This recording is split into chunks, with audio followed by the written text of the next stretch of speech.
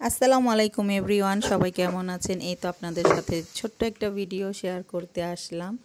আজকে রান্না করব পাঁচমিশালি সবজি। অনেক আপুরাই রান্না করছে হাতে মেখে, তাই ভাবলাম আমিও একটু বানিয়ে খেয়ে দেখি কেমন হয়। তাই আপনাদের সাথে শেয়ার করতে আসলাম। এই তো এখানে আমি পেঁয়াজ কুচি আর কাঁচামরিচ দিয়ে দিচ্ছি। আস্তে আস্তে সবগুলো এগুলো দিয়ে দিব। টমেটোটা একবারে ছোট করে কেটে নিয়েছি। আর কিছু বেলে মাছ দিয়েই ভাবছি রান্না করব, তাই এগুলো পরিষ্কার করে দিয়ে দিলাম। এখন একটু মশলা দিয়ে দিব, হলুদ গুঁড়ো আর মরিচ গুঁড়ো, ধনে গুঁড়ো, আর কি আমরা রান্নাতে যা যা দিই এগুলোই সব দিয়ে দিব। এখানে আমি বেগুন, একটু যে কচি ডাঁটা আর আলু আরও কিছু সবজি নিয়ে নিয়েছি। এখানে একটু পেঁয়াজ পাতাও দিয়েছি,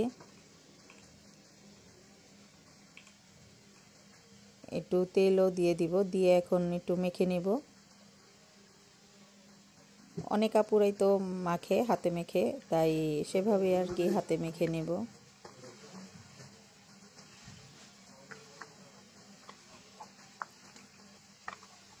এই তো ছোট্ট একটা ভিডিও, আপনাদের ভালো লাগলে আমার পাশে থাকবেন, আমাকে সাপোর্ট করবেন, লাইক কমেন্ট করবেন। এই সবগুলো ভালো করে মেখে তারপরে আমি রান্নার হাঁড়িতে বসিয়ে দিব।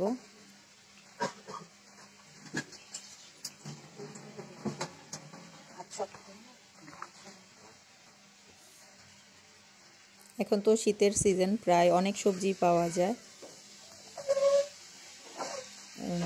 মূল বেগুনগুলো কচি ছিল, এখানে যে বসিয়ে দিয়েছি অফ ক্যামেরায়।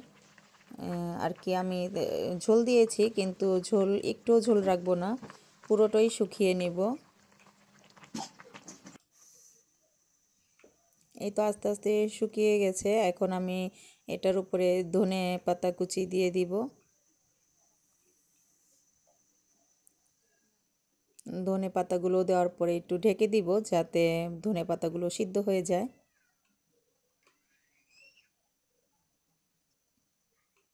এই তো একবারে সাধারণ একটা রান্না, যে কেউই রান্না করতে পারে।